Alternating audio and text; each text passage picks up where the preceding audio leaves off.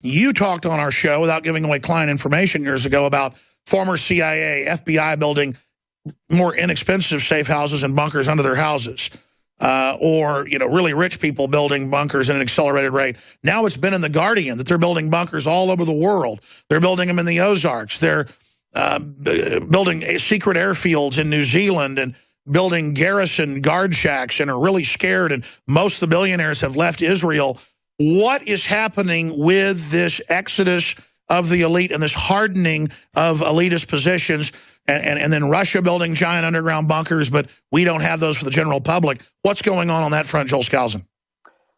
Well, the answer to that is that the people in the know, insiders, if you will, I'm talking about ex-CIA, DEA, anybody who's involved in the dark side of government knows that a major war is coming, and it's going to be a nuclear war. They're not doing these bunkers because of terrorism. Your chances of really getting hurt from even the false flag terrorism, which all the big events are, is really less than 0.5% or less. But your chances of being affected by this coming nuclear war with Russia and China are absolute assured. Everybody's going to be affected by it. And so that really tells you something. You know, the insiders see the government building brand new, deep underground bunkers, abandoning old bunkers like Cheyenne Mountain because they know they're targeted. So there's a whole new series of bunkers being built, and when they retire, they're doing the same thing. But you'll notice, Alex, that FEMA is not warning American people that there's any nuclear threat at all. But I used to get a lot of flack from people because of my predictions about Russia and China being the real target, not terrorism. But nobody's laughing now. Everybody sees Russia getting more aggressive, China getting more aggressive. It's really just a matter of time. It's driving the elite to do this. And I might say, even though I am aware of high-level government officials doing these, I do not design for these people. I will not work for ex-government. Sure, I know you just talked about, I guess, your other contacts and sources then and them approaching you. Right. Joel, if we had the engineers, if we had the time, the media people, we could go back to you 10 years ago here, 15 years ago here. You've been coming on the show 16, 17 years, I guess. You've been on since about 1998. Or so, if memory serves, so that's about 16, 17 years. But we could go back 2-3 years ago, and you were saying China's being the new enemy, Russia, we're going to start escalating crises there. And then sure enough now, you're right, people say, new nuclear war, that's all over. Now we have Boehner saying the world's on fire, all these top analysts saying we're in greater danger of nuclear war than any other time. You can see the move. You see Russia feverishly digging in, building, some estimates are 400 square mile underground bunkers under mountains.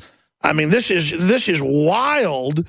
And then you see FEMA demonizing anybody who's a prepper, and you could see it. Finance the radical Islamicists, get some attacks going, use the Islamic threat as the cover for the hardening and the domestic police state that emerges after the war. And you can really see that more and more your analysis is coming true. Going back, how long ago did you come up with this hypothesis, and why did you come up with it? Well, I came up with it clear back in the 80s, believe it or not, and published it in 1998 when I was starting my World Affairs Brief. I put out my general theory in a piece called Strategic Threats of the Coming Decade.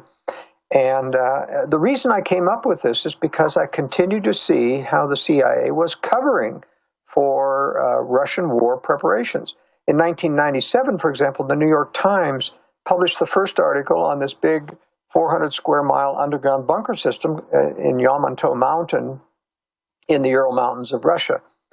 And they went to this, and it basically was a cover piece to downplay the issue. They went to the CIA and said, what about this underground bunker system? Oh, yeah, we know about it, but we're not worried about it. It's just defensive. And, I asked the immediate question, why is it how do they know it's defensive? They've never been in it.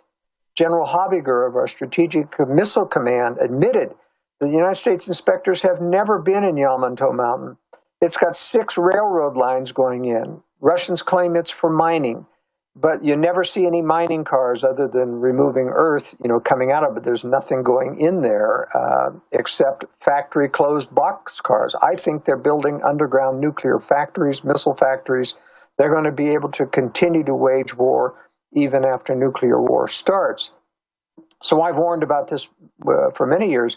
It's not possible necessarily to predict when it's going to happen. I think we're dealing with multiple conspiracies here. We have our globalist, Anglo-American globalist conspiracy trying to take down our liberty, who are actively helping Russia and China arm. Just like the West is declassified, basically helped build up Hitler.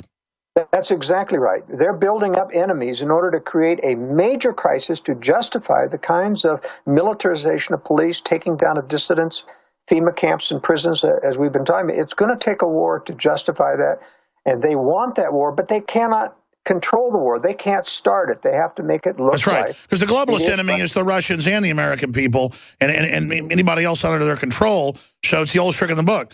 Cause the cataclysm so you can then have the excuse to take over completely. Right, and they're going to use, what better excuse to be able to justify a militarized global government where we lose our sovereignty than a nuclear attack on the U.S. military? Now, everyone says that's inconceivable that the U.S. government would want an attack and destroy the nation. What is the real U.S. government, the Justice Department, Homeland Security say? They say the veterans are the enemy. Yeah. But you see, our government knows that Russia and China don't intend to nuke cities. They intend to nuke the military and then blackmail the U.S. into submission. You know, Russia and China want to run their own version of the New World Order under their control. And eventually they plan to attack each other, too. I mean, they're predators that are temporarily joined.